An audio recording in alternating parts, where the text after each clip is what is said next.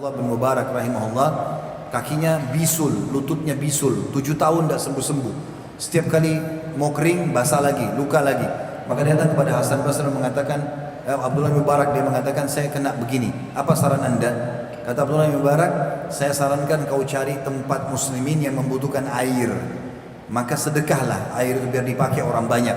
Maka dia pun datang ke satu kampung, dia gali sumur, lalu dipakai orang, subhanallah sembuh penyakitnya. Dan banyak sekali contoh-contoh.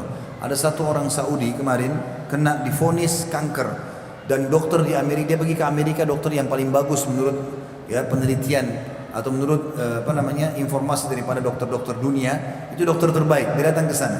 Dokter memvonis ini nggak ada lagi cara. Ini pasti meninggal. Jadi kankernya sudah sangat ganas, stadium kesekian gitu. Tapi dia bilang kami akan coba maksimal. Maka dia pun bilang, dokter-dokter saya mau pulang ke Saudi dulu, saya ingin izin sama keluarga-keluarga saya ingin mengatur semua usaha, kebetulan dia orang kaya, saya ingin mengatur usaha-usaha saya supaya diurus oleh ahli waris segala macam. Dia sudah yakin dia akan meninggal dunia. Dia cerita, dia bilang, kemudian saya pergi ke Amerika, saya bawa harta saya yang cukup untuk biaya operasi, dengan juga uang saku saya.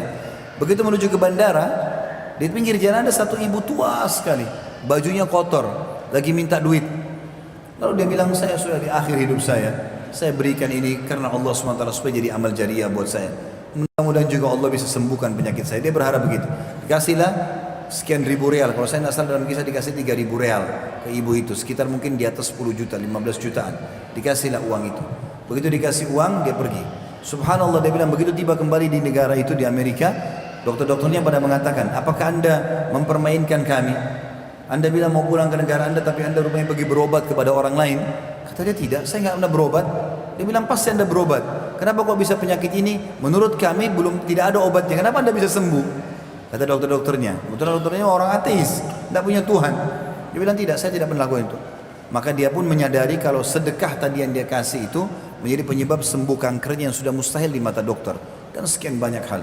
Abdullah bin Mubarak, Abdullah bin Umar radhiyallahu anhum majma'in, kalau merasa ada urusan belum selesai, maka mereka sengaja keluar mencari orang miskin bersedekah. Sedekah.